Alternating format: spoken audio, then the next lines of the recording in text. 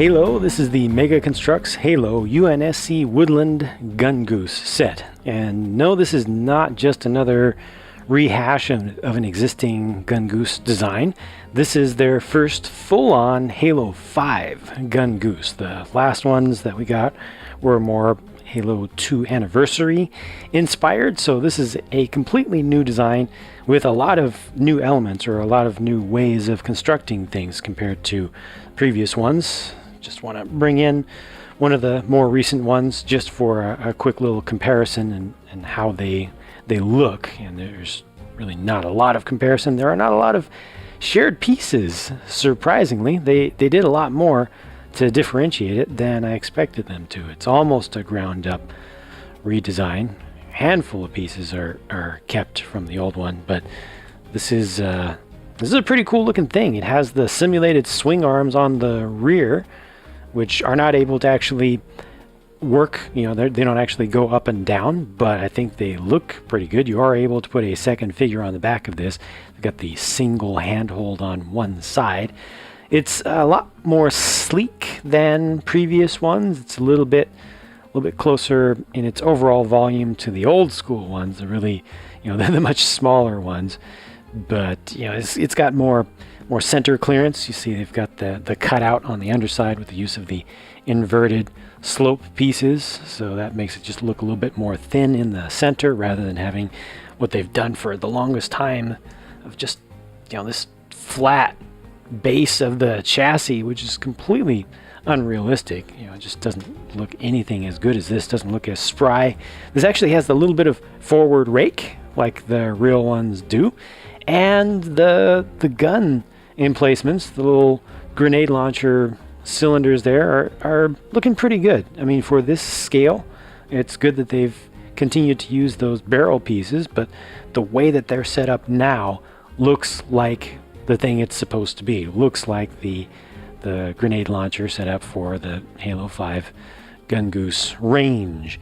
And this has the proper camo. This is an exclusive camo, I believe, actually, with prints rather than just going with the plain mix. A lot of these pieces use the mix, but up here for the fenders and for the nose bit there, they actually have prints for the camo design on top of the standard marbling that they have done for years and years now. The figure is not able to kind of get down, crouch down quite as much as I would like, but it's not bad. It's not far from what it needs. I think a little bit of modification would allow you to get the seat just a little bit lower than that. Notice even the little kind of suggestion in there of some suspension as well, of some shocks. That's nice. There's a lot of shaping here that is really unnecessary, so to speak, for just a toy, but very much appreciated by me.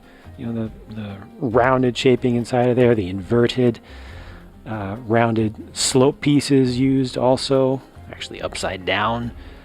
Yeah, there's a lot of nice stuff going on with this. So, small build for sure, but I like it. I think that it's a good move forward for the design. There's only one thing that's a little bit off with this that I experienced, and that is that, well, there it is right there. Perfect. Doesn't always do that, but see how just this tire is not touching the ground, or it's not consistently touching the ground, because it doesn't seem like there's just a perfect angle for the swing arm joint itself where it's attached at the center towards the chassis. It's not free floating. It's actually ratcheted, and it's not exact from one side to the next.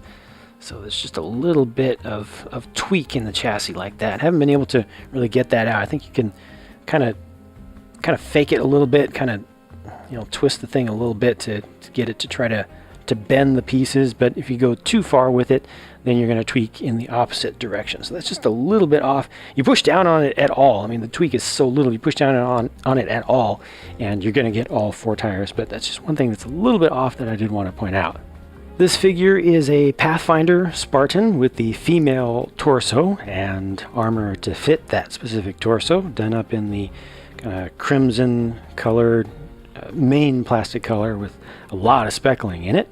And it looks pretty good. I think that it was a good choice to to pair up the Pathfinder design with the female torso, because it kind of accentuates all the lines. You know, there are a lot of V-shaped lines in that armor, and I think it goes with the somewhat exaggerated waistline of the body there pretty well. Just makes it look a little bit more striking.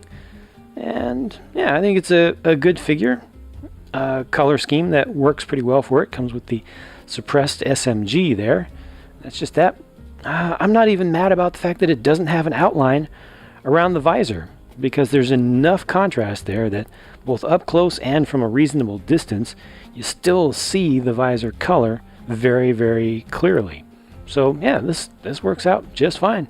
Pretty nice small set overall. If you have one of these, or if you happen to get one of them, please post up a comment down below with your experience with the wheels and the angles of the swing arms at the rear.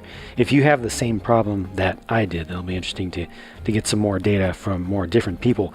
And you know, there's something about this style for the vertical packaging in particular.